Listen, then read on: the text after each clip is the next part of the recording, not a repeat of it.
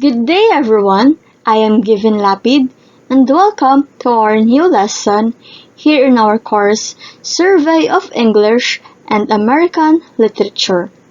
For today's discussion, we will be discussing about the period of Revolution and Restoration.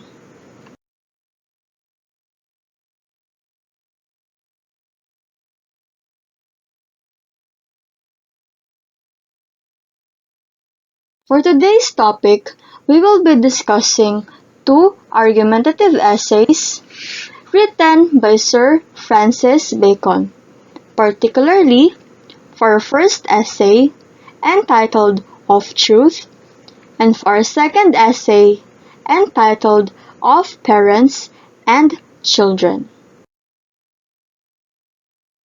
To start our lesson, let me share with you our objectives for today's lesson. For our first objective, we have describe the emergence of essay during the period of revolution. For our second objective, appreciate the importance of telling the truth and living with the truth. And for our third and last objective, appreciate the role parents in the family. Before we go to our main topic, let us first familiarize ourselves to the author of the essays that we will be discussing about. Who is Sir Francis Bacon? Sir Francis Bacon.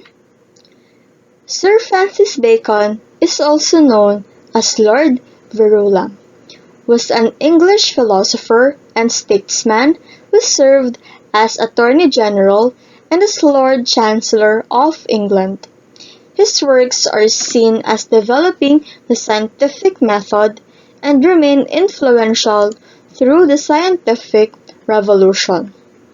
Bacon has been called the father of empiricism. Now, let us start with our main agenda for today. For the first part of our video lecture, the essay of truth. Of Truth is the opening essay in the final edition of the philosopher, statesman, and jurist Francis Bacon's Essays or Counsels, Civil and Moral, written in 1625. In this essay, as Associate Professor of Philosophy, Svetozar Minkov points out, Bacon addresses the question of whether it is worse to lie to others or to oneself, to possess truth, and lie when necessary to others, or to think one possesses the truth but be mistaken and hence unintentionally convey falsehoods to both oneself and to others. Bacon argues that people have a natural inclination to lie to others, a natural though corrupt love of the lie itself. Before we extract what Of Truth is all about, let us first watch the video in the next slide in order for everyone to fully understand what is the meaning behind the essay. So, here it is. Enjoy watching!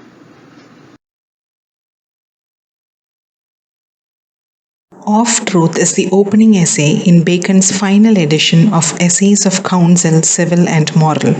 In this essay, Bacon states that people generally do not care for truth. Francis Bacon begins this essay with a reference to the Roman governor Pontius Pilate, who in the Bible asked Jesus, "What is truth?" But Pilate made the situation critical without waiting for an answer. He did not pass the judgment to crucify Christ, but had he waited for the truth, he would have stopped it. There are people who consider fixed beliefs to be a sign of mental slavery. These people base their decisions on their free will. The skeptics, a group of Greek philosophers, are no longer here, but there are skeptical people even today. People who search for truth finally abandon it and move towards lies as they consider truth unbearable. Bacon, like the Greek satirist and humorist Lucius, wonders why people are attracted to lies. The lies of a poet bring him pleasure, and that of a trader bring financial returns. But common people are not benefited from lies. They love lies for the sake of lies. Truth is like daylight. It, like candlelight, throws only a limited amount of light on the fallacies of the world. Truth is next compared to a pearl that shines in the day. But truth cannot be a diamond or a carbuncle that shines in the dark. This means that truth has no place where lies or darkness exist. Bacon goes on to state that mixing truth with a bit of lie could add pleasure. If someone has done a great job, we will definitely praise him. Our praises will be effective only if we add a tinge of lie with it. A person who does not receive the praise he deserves will turn melancholic. Priests of the early church, like Augustine, called poetry to be the wine of error. But for Bacon, poetry is only a reflection of reality.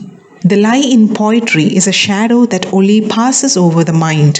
What really hurts us is the lie that sinks into our mind. Bacon defines truth on 3 levels. The inquiry of truth is wooing of it. The knowledge of truth is the presence of it. And the belief of truth is enjoying it. He next refers to the book of Genesis in the Bible.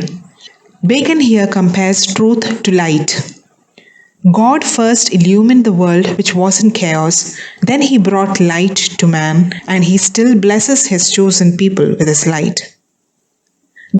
The poet Lucretius said that there might be many breathtaking experiences in one's life, but the greatest pleasure is in the realization of truth.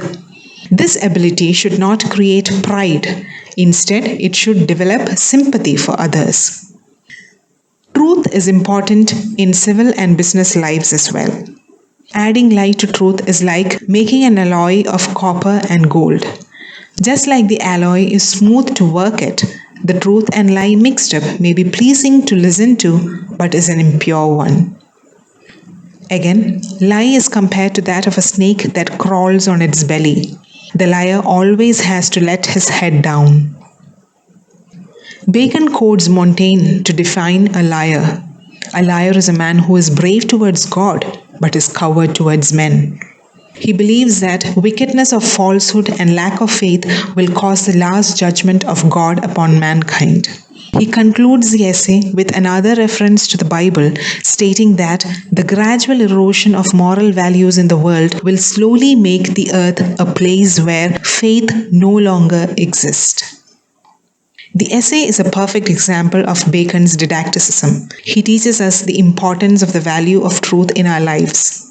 The essay also throws light on Bacon's wide learning, which is evident from the allusions he uses in the essay.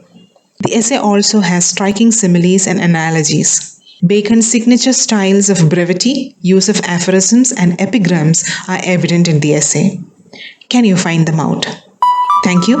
We will meet again this Thursday with another grammar lesson, and next Tuesday there will be another easy analysis of an important prose work. Do reach out to us for your personal study requirements. This essay gives expression to ideas which are noble and worthy of the highest appreciation. All great thinkers, philosophers, divines, saints, and prophets of the world have dwelt upon the supreme value of truth. Of course, it is very difficult to decide what truth is. Standards of truth in religious, philosophical, and moral spheres keep changing from time to time. The only truth of which we can be certain is scientific truth. The essay is written in a didactic tone. The object of the writer is to instill into the mind of his reader a love of truth. A man's mind, he says, should turn upon the pulse of truth. Bacon recognizes the fact that human beings have a natural, though corrupt, love of lies. The lies of a poet, B says, give pleasure. The lies of a trader bring financial return. But why people should love lies for the sake of lies, he is unable to explain. Nobody will disagree with Bacon when he says that false opinions, false hopes, and false judgments have a pleasing effect upon a human being. Now, let us discuss the line-by-line meaning of truth. For our first line, what is truth? Said jesting Pilate, and would not stay for an answer. The meaning behind this line is Francis Bacon refers to Pontius Pilate, who occupied a position of influence in Emperor Tiberius's court. For his involvement in the persecution of Jesus Christ, Pilate was not looked upon favorably by Christians. He enjoyed a somewhat solid reputation. Here, Bacon takes Pilate's name to express how humans, in general, avoid truth. They find truth inconvenient and difficult to imbibe. For our second line, certainly there be that delight in giddiness, and count it a bondage to fix a belief, affecting free will in thinking as well as in acting.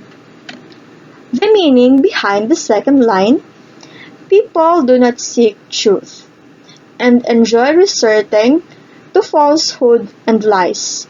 People like ambiguity and inaccuracy, so that they can couch the harness of truth in convenient language. For the third line, and though the sects of philosophers of kind be gone, yet there remain certain discoursing wits, which are of the same vines, though there be not so much blood in them, as was in those of the ancients. The meaning behind this line is, Bacon recalls the Greek philosophers who frequently got lost in their quest for truth. He lamented the fact that some of these free-thinking philosophers said there was no such thing as truth. Trying to establish the contrary, they stumbled and made contradictory conclusions. These intellectuals have almost vanished. A lack of rigor and vitality among today's brilliant minds, a paler variant of their legendary forebears. Denying the very existence of truth, they tend to slide towards deception. For our fourth line, but it is not only the difficulty and labor which men take in finding out of truth, nor again that when it is found it imposeth upon men's thoughts, that doth bring lies in favour, but a natural, though corrupt, love of the lie itself. The meaning behind this line is, undoubtedly, people do make very sincere and strenuous attempts to discover truth. They succeed, but, regrettably, they find the burden and demands of truth to be unbearable. Expediently, they abandon the pursuit of truth, and drift towards lies, knowingly very well that resorting to lies is degrading. The world of lies is dark, but people somehow develop a fascination for lies at the expense of truth. For the fifth line, one of the later school of the Grecians examineth the matter, and is at a stand to think what should be in it, that men should love lies, where neither they make for pleasure, as with poets, nor for advantage, as with the merchant, but for the lie's sake. The meaning is, some Greek philosophers of later periods delved into this matter. They tried to know why and what attracts people towards lies. In poetry, some distortion of truth adds to a poem's literary beauty. So, allowance needs to be made to accommodate fantasy and fiction as they enhance the reader's literary pleasure. Merchants and traders resort to a certain amount of falsehoods to entice the customers to buy their merchandise. But why do common folks resort to lies despite knowing its unsavory consequences? For the sixth line, but I cannot tell. This same truth is a naked and open daylight that doth not show the masks and mummeries and triumphs of the world, half so stately and daintily as candlelights. For the meaning, the truth depicts everything very honestly, faithfully, and transparently. There is no place for extravagant praise or derision, superficial description, or psychopathic eulogy in truth. Emperors, heroes, military commanders, and other men and women of prominence are described with a minimum laudatory language. Truth builds no artificial aura of greatness around them. So bereft of their unrealistic praise, they appear vastly diminished in stature.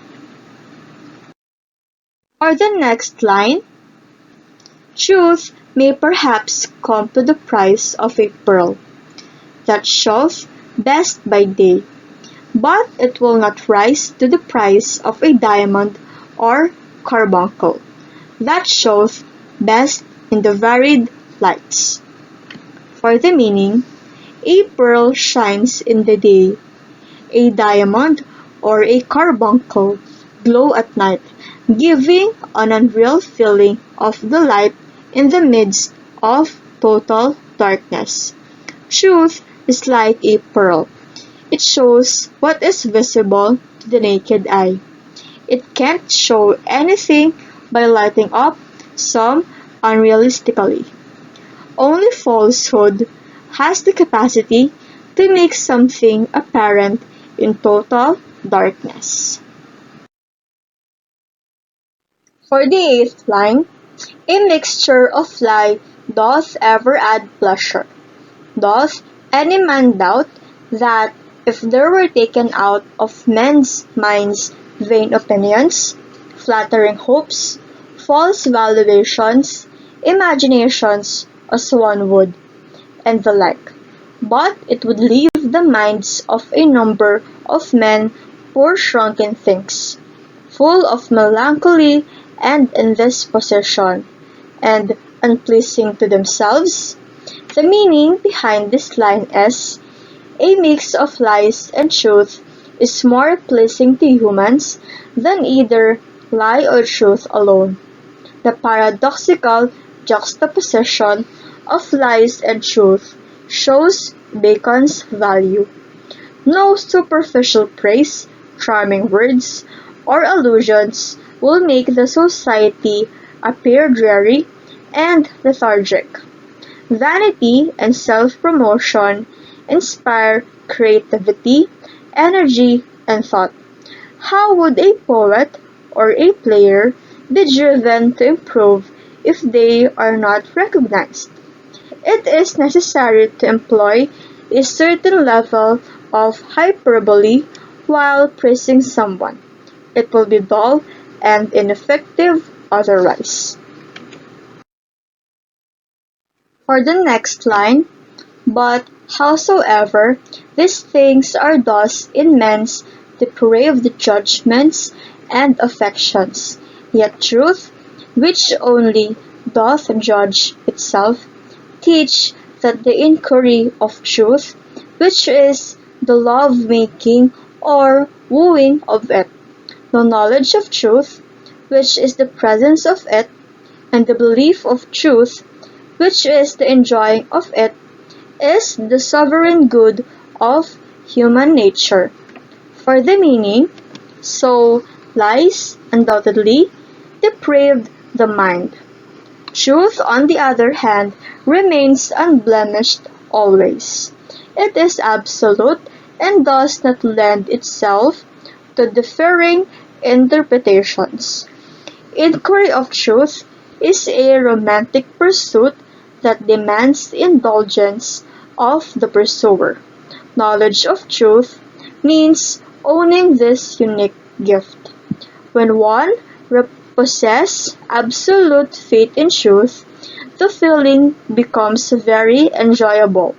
It symbolizes the ultimate good of human nature.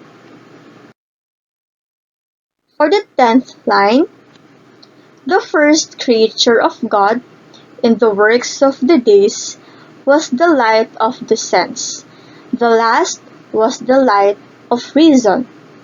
And in his Sabbath work, ever since, is the illumination of his spirit. First, he breathed light upon the face of the matter or chaos.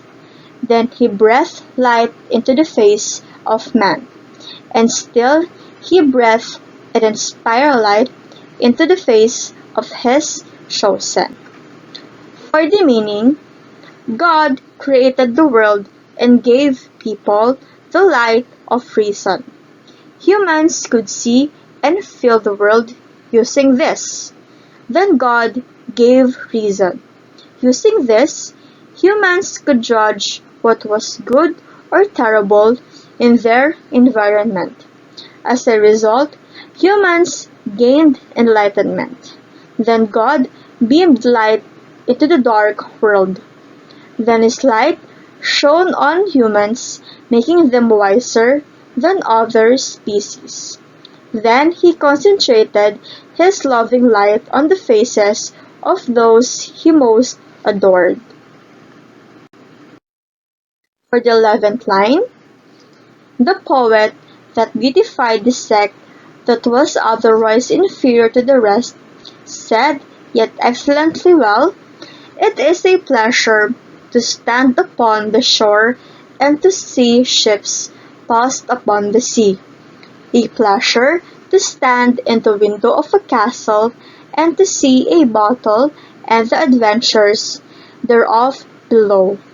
But no pleasure is comparable to the standing upon the vantage ground of truth, a hill not to be commanded, and where the air is always clear and serene, and to see the errors and wanderings and mists and tempests in the vale below. So, always, let this prospect be with pity, and not with swelling or pride. Certainly, it is heaven upon earth, to have a man's mind move in charity, rest in providence, and turn upon the poles of truth. For the meaning, when one stands on the sea beach and gets to see ships being rocked violently by the winds, it becomes a breathtaking experience. In the same way, one can stand by the window of a high castle and watch the fight raging below. This also is a unique experience.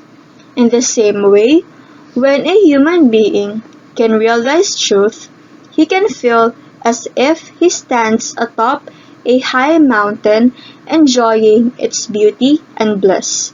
But attaining such an exalted status must not make the man to feel proud. Instead, he should be humble and benign towards others. He should engage in charity.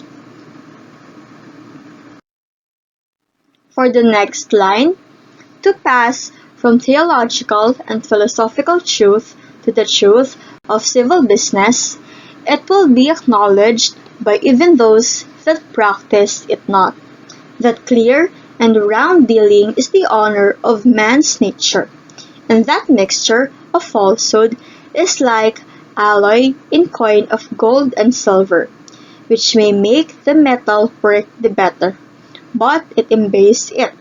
For this winding and crook courses are the goings of the serpent, which go basely upon the belly, and not upon the feet. There is no vice that doth so cover a man with shame as to be found false and perfidious.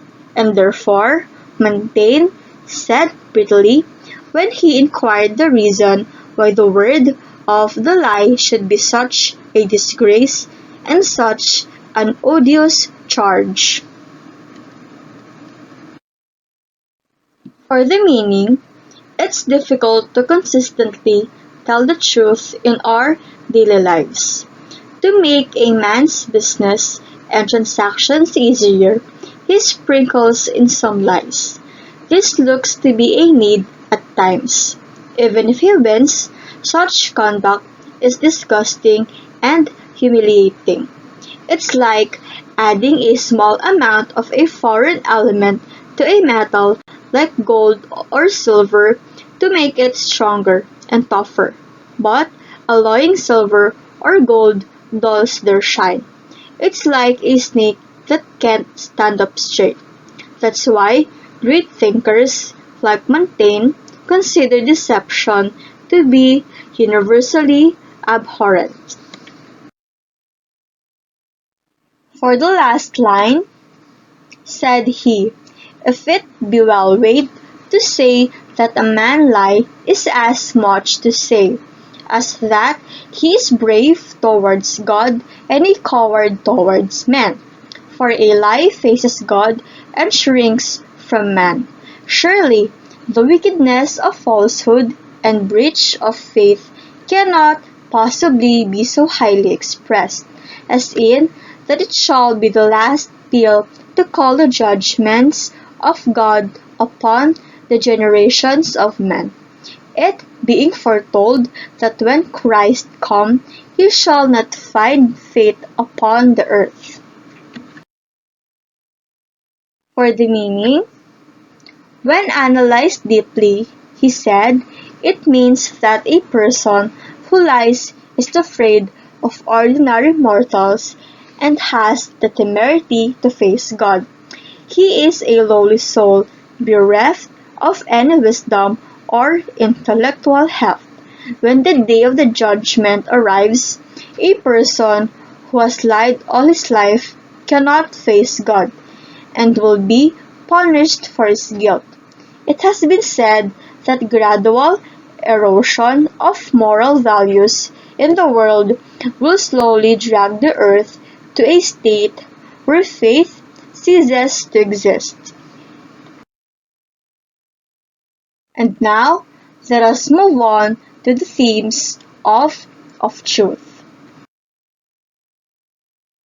For the first theme, we have humans and truth and lie.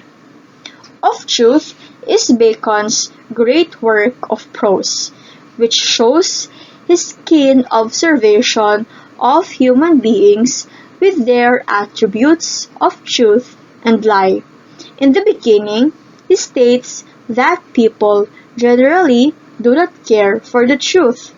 He gives the example of Pilate, the governor of the Roman Empire, while conducting the session with Jesus Christ, does not pay attention to the truth, and said, "What is the truth?" Said jesting Pilate. and would not stay for an answer. For the next theme, we have reason why people hate the truth. Bacon describes the reasons why people do not like the truth. First, the truth is difficult to acquire without hard work, and man is ever reluctant to work hard. Moreover, truth makes people bound to a certain fact. It diminishes freedom. According to Bacon, truth is like a bright day which shows the real self. Truth is like a pearl that shows what is visible to the naked eye. It cannot show anything by adding unrealistic elements. Falsehood can show something apparent in dark. For the third theme, we have lies and pleasure. People lie because it covers their real personality. Bacon rightly says that a mixture of a lie doth ever add pleasure. The mixture of truth and lie makes things interesting and pleases everyone. He states, if everything is presented as its real color, with no additional praise, flattering comments, and illusions, the society will become indolent. Same is the case with poets. They add false praises in their poetry to reach a higher level of accomplishments.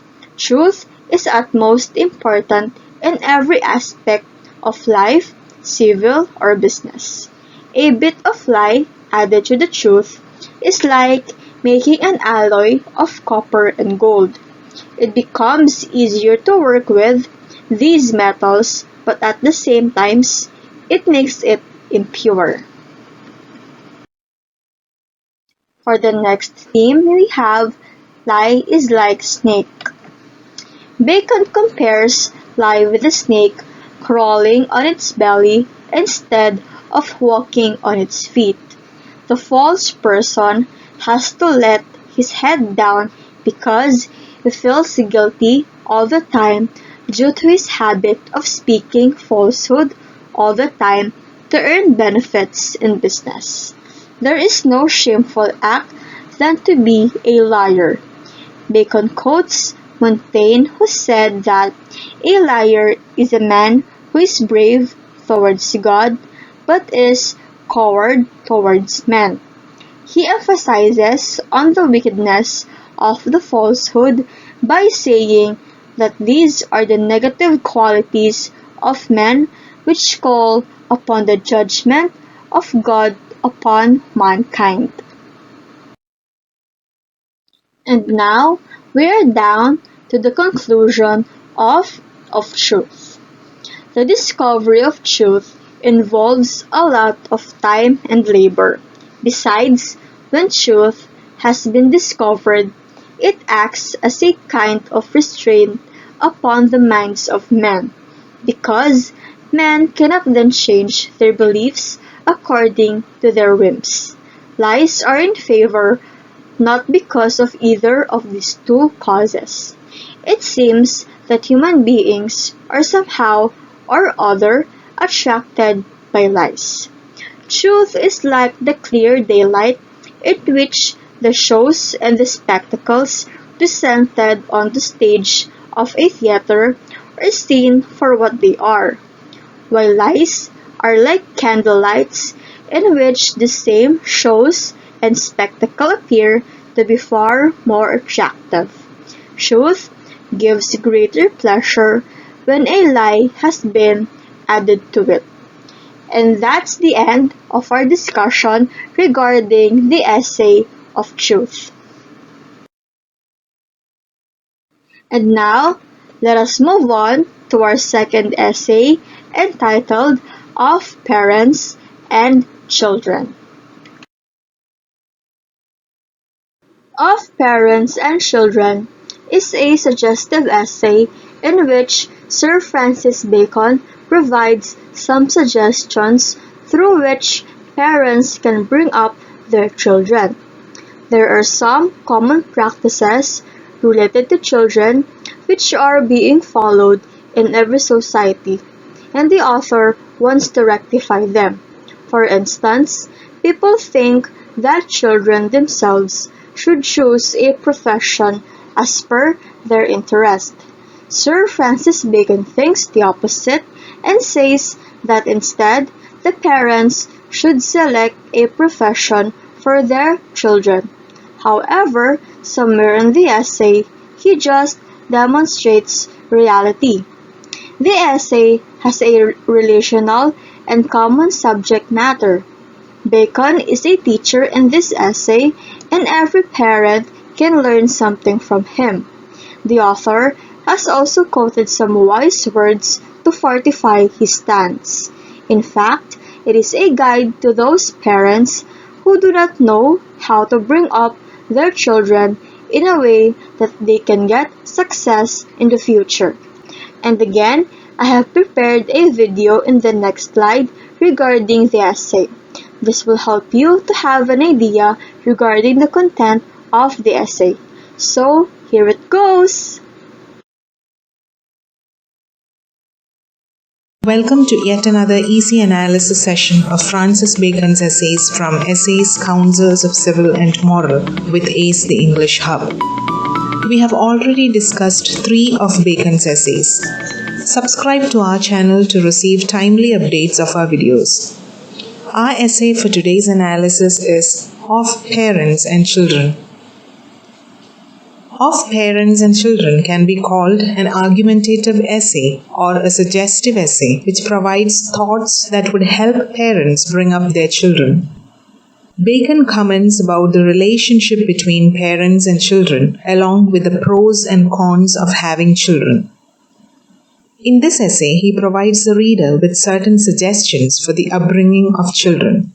He tries to rectify certain common practices concerning children that are followed in every society. Bacon begins his essay by stating that the emotions of parents, be it grief, fear, or joy, are kept by them as private or personal. Parents work hard and enthusiastically struggle in hope that their children will live a life of content. But they find it hard to bear the misfortunes of their children. They fear that their own misfortunes would have an impact on their children. Though children are the blessing of God, they increase the anxieties of parents. Parents hope that they would continue living their life through their children. Every living species reproduces and extends its species. However, man alone has the quality of memory, rewards, and noble works. Bacon points out one advantage of not having children. Childless men are inclined to do more noble works because they have nothing to leave behind them. They want to leave their good deed to benefit mankind. Bacon views the unequal affection of parents in some families towards their children as unjustified. Parents tend to discriminate between children, especially on behalf of the mother. He quotes the words of Solomon as evidence. A wise son rejoiceth the father, but an ungracious son shames the mother. If a son does something appreciating, he is the father's son. But if a son does something shameful, the mother is more grieved. He mentions that in many families, the eldest children are respected and the youngest spoiled by excessive love, while the middle children are ignored. This is also not justifiable as many of the middle children prove their worth and bring fame to their families. Parents should not be miserly in giving pocket money to children. If the pocket money is too low, then the children would try every method to earn money deceitfully. It also makes them more prone to luxury and excess when they have plenty at hand. Parents should exercise their authority but with a free rein. Parents from all sects of life sometimes create competition among their children. This will increase hatred, jealousy, and enmity among brothers and sisters. He points to the Italians who do not make any difference between the son and the nephew. They care for the nephews as much as they do for their own children. The nephews sometimes resemble them more than their own children. Bacon believes that parents should choose the right profession for their children. In certain exceptional cases, the children can make the decision. For example, if he has a strong feeling for a specific field. Bacon concludes the essay by illustrating that the younger children are mostly fortunate and good at making their careers, but they end up squandering all their wealth when the elder one is disinherited. The essay is known for its brevity. The subject matter of the essay is relational. Bacon is a teacher in this essay, and every parent can learn something from him. He compares with his use of epigrams. The essay has clarity in ideas, it is philosophically rich and is relevant even today. The essay is a guide to parents in bringing up children in such a way that they have a successful future. Do subscribe to our channel for more content. See you on Thursday with grammar video.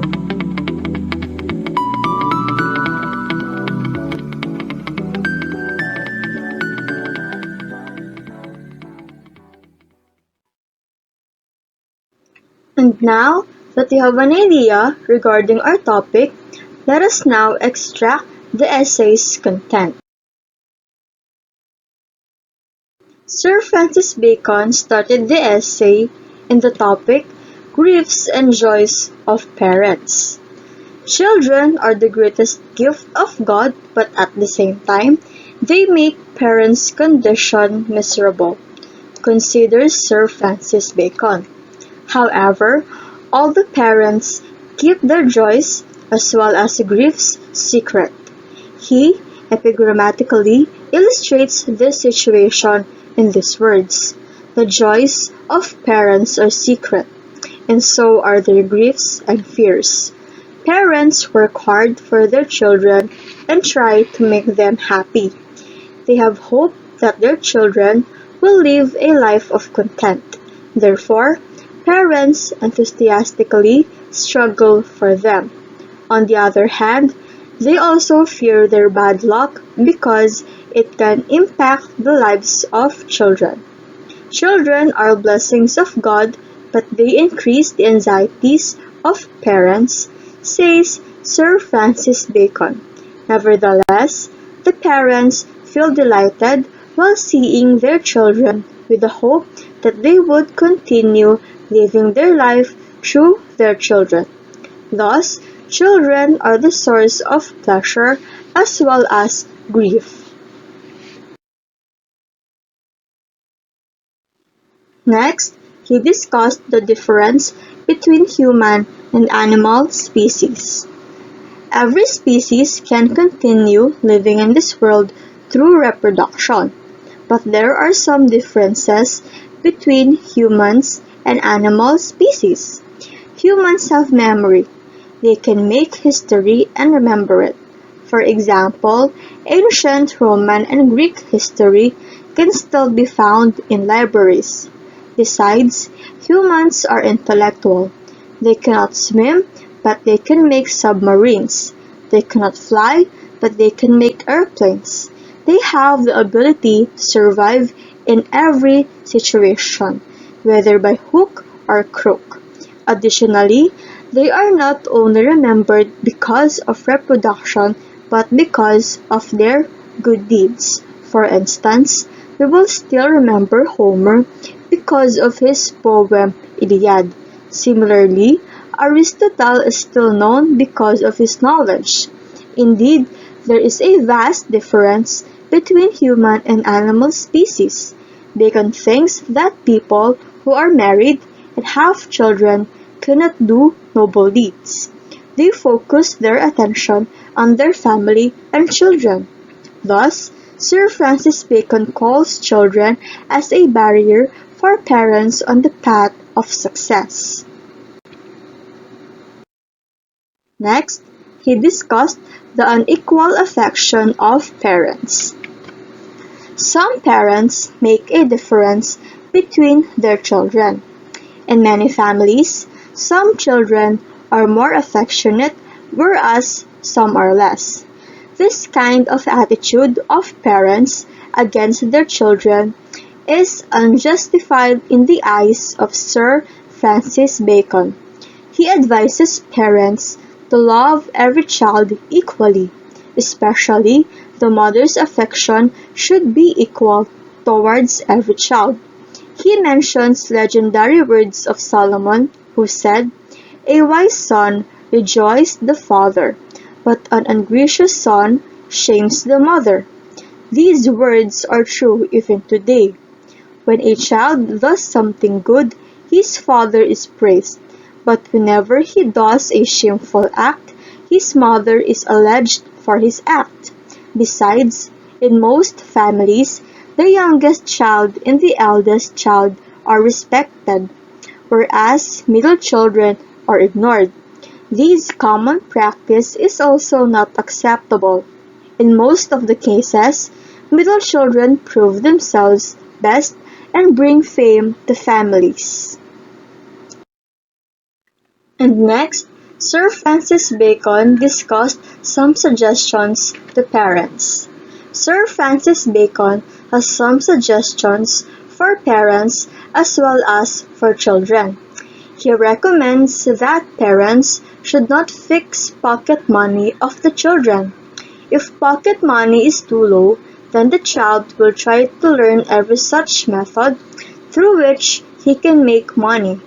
He would start spending his time in a bad company where he will learn new means of cheatings and earnings.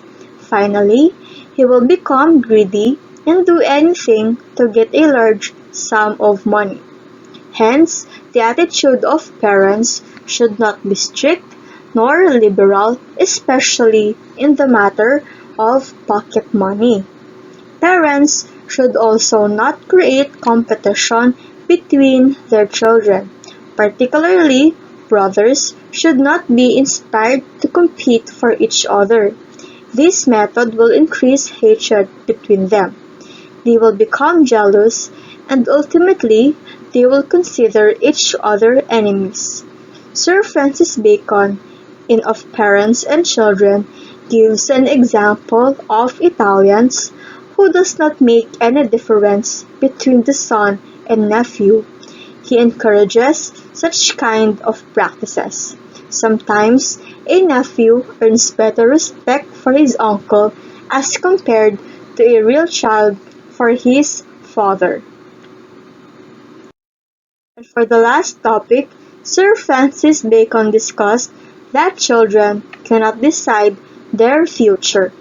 Some parents think that it is the duty of a child to choose a profession for himself. Bacon does not think that it is a right decision. Children cannot decide their future. They, in most of the cases, just have temptations. Therefore, it is the duty of parents to show them the right path. Parents should select a profession for their children. However, in exceptional cases, a child may be allowed to decide. For instance, if he has a strong feelings for a specific field, he may be allowed to adopt it. Nevertheless, the decision should be made as early as possible. At last, Bacon illustrates his another experience. He says that the young children are fortunate. They are also good at making their careers. However, it is not true if they are going to inherit a lot of wealth. Let us now move on to the analysis of parents and children. Of Parents and Children is the argumentative essay by Francis Bacon. In the essay, he argues about the relationship between parents and children, along with the pros and cons of having children. This essay by Francis Bacon is comparatively short and focused on a subject matter which cannot be extended a lot. However, it is loaded with meaning. Therefore, he has discussed all the aspects of the topic in a very compact yet explanatory style. This essay fits into the group of essays in which Bacon creates the relation of a man with his society. The subject of this essay, general and of widespread interest. Bacon, in the essay, also advises the reader on the topic of bringing of the children. Bacon could easily deal with the subject nostalgically. However, he preferred to deal it unsystematically with rational and logical arguments. In this essay, we find the epigrammatic sentences that can be quoted easily. The essay is enriched by the quotation from Solomon Plutarch, though the last line of the essay has too much reduction that leads ambiguousness. The unique structure of the sentences in the essay are cast in the distinguishing Baconian growth of stability and contrast. And to sum up our topic today, Sir Francis Bacon has experienced the activities of children and parents. He does not favor anyone. Instead, he tries to make a balance. He guides the parents through examples. He also quotes authentic words of ancient people. In simple words, he convinces the parents to rectify their wrongdoings. Many epigrammatic sentences are also there in the essay. Whenever he makes a comparison between two things, he uses an epigrammatic sentence. However, they have no ambiguity. Rather, they clear doubts from the heads of readers. Philosophically, this essay is rich. Every advice of the author is applicable even in this era. Due to these qualities, the essay of Parents and Children by Sir Francis Bacon gained eminence in every century. And that's it for our lesson today. I hope you to learn something from me. Thank you for listening.